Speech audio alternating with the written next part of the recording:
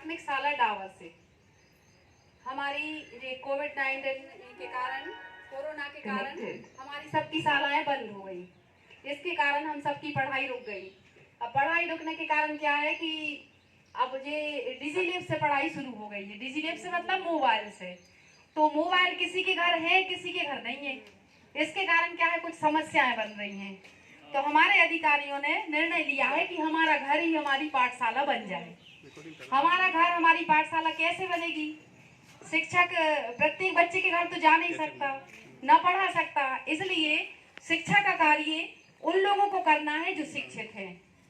तो घर में कम से कम कोई 5वीं पढ़ा, कोई 8वीं पढ़ा, कोई 10वीं, किसी के भैया बहन पढ़े, किसी के परिवार में पालक, किसी की मम्मी, किसी के पापा, और हम सब समुदाय के लोग। समुदाय के लोग में आप सब आ जाते हैं। हम चाहें तो हमारे जो छोटे छोटे भैया बहन हैं उनको हम लोग भी पढ़ा सकते हैं। हमारी मजबूरी है कि हमारी स्कूल बंद हो गई। हम लोग शिक्षा का कार्य करते हैं, तो हमारे साथ साथ आप लोग भी शिक्षा का कार्य कर सकते हैं। उसके लिए शासन ने योजना बनाई है कि हमारा घर ही हमारा विद्यालय हो। उसके लिए हमें क्या प्रयास करना है कि सबसे पहले हमें 10 बजे स्कूल की घंटी बजाना है। अब स्कूल की घंटी हम कहाँ से बजाएंगे? स्कूल की घंटी तो हम लाएंगे नहीं। तो हमारे लिए हमारे घर में थालियां हैं। थाली लेके हमें चम्मच से, कोई भी चीज से 10 जैसे ही बजे ना, और हमें वो बजा देना है। उसके कारण क्या होगा कि बच्चा के मन में एक बात आएगी कि अब हमारे घर में हमारी पढ़ाई के लिए स्कूल की घंटी बज गई। तो 10 बजे हम घंटी बजाएंगे और अपने घर में ही एक ऐसा कोना बना देंगे बच्चे का, जहां पर बैठकर बच्चा पढ़ाई करेगा। एक घर में एक स्थान निश्चित कर देंगे उसका। उस स्थान पर बैठकर बच्चा 10 बजे से 1 बजे तक पढ़ाई करेगा।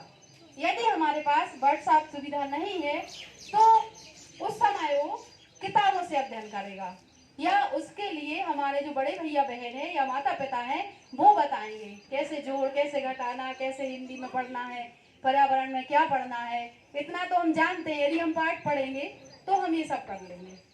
तो उनके साथ हम मेहनत करेंगे। शिक्षक के साथ साथ पूरे परिवार को भी ये मेहनत करना है।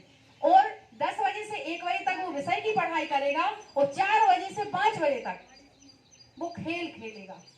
खेल कोई भी हो सकता है, जैसे चिड़िया उड़ी फुर। अब आप सोचते हैं कि इसमें क्या ज्ञान है? ऐसे बच्चे को एक तो शब्द भंडार पड़ेगा। चिड़िया उड़ी, कौआ उड़ा, हवाई जहाज उड़ी।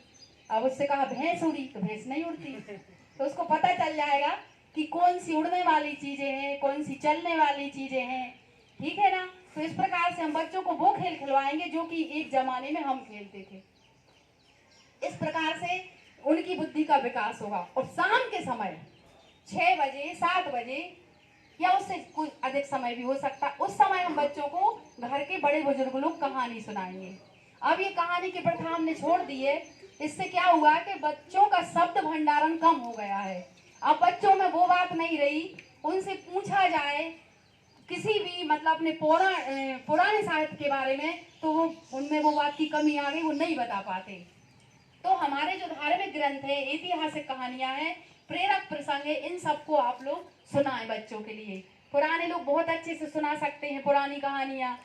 पहले क्या होता था, सीता का क्या चरित्र है, राधा का क्या चरित्र रहा, सावित्री का क्या चरित्र रहा, दशरथ का क्या रोल रहा, राम की क्या मर्यादाएं थी। आपके गांव में तो रामायण होती है, तो स्वाभाविक है सबको रामायण का ज्ञान होगा। तो हम रामायण से संबंधित कुछ बातें कर सकते हैं बच्चों से। तो प्रतिदिन का एक नियम बनाए कि हम 6 बजे से 7 बजे तक बच्चों को कोई ना कोई कहानी सुनाएंगे, वो भी अपनी भाषा में। जरूरी नहीं है कि हम बहुत अच्छी भाषा या कुछ शब्द अलग से चुन के लाएं। जो भाषा में हमें आती, हमारी मम्मी, हमारे पापा, हमारे बड़े बुजुर्ग और हमारे घर के लोग हमें आज भी कहानी सुनाते हैं, और उन कहानियों को हम ध्यान से सुनते हैं। अभी कल ही हमने एक कहानी भेजी है कि उसमें एक संत थे। तो संत क्या करते हैं कि जो नदी में एक बिच्छू दिखाई देता, उस बिच्छू को बार बार पकड़ते हैं। तो एक महाशय जी कहते हैं कि तुम ये बिच्छू को बार बार पकड़ रहे हो, बार बार तुम्हें डंक मार रहा है, तो तुम क्यों पकड़ रहे हो उसको? वो अपना स्वभाव थोड़ी छोड़ेगा, वो तो डंक मारेगा। तो वो कहते हैं संत के, ये अपना स्वभाव नहीं छोड़ेगा तो मैं अपना स्वभाव कैसे छोड़ दूंगा? मुझे इसको पानी से बाहर करना है, मैं करके रहूंगा। इसका स्वभाव डंक मारने का है, डंक मारता रहेगा। आखिर में संत की जीत हुई, संत ने उस बिच्छू को पकड़ के पानी से बाहर कर दिया। तो इस प्रकार की कहानी क्या होती है, हमारा मनोबल, हमारा साहस, हमारी बुद्धि का विकास करती है। तो बच्चों को हम कहानी सुनाएंगे, और ये संकट का समय है, इसमें आप सब लोगों को साथ देना है, पूरे लोगों के लिए एक समुदाय बनाकर, और बिल्कुल सोशल डिस्टेंशन का ध्यान रखते हुए, और बच्चों के विकास की बात सोचना है। हाँ, कई बच्चे ऐसे हैं जो बाहर से आ गए, हम नहीं जा रहे बाहर, और सोच रहे हैं कि हमारी पढ़ाई कब होगी, और अपने घर के बच्चे तो है ही, और भी बच्चे हैं। तो हमें सब बच्चों का ध्यान रखना है, सबके लिए हमें पढ़ाई के लिए प्रेरित करना है। बस इतना ही।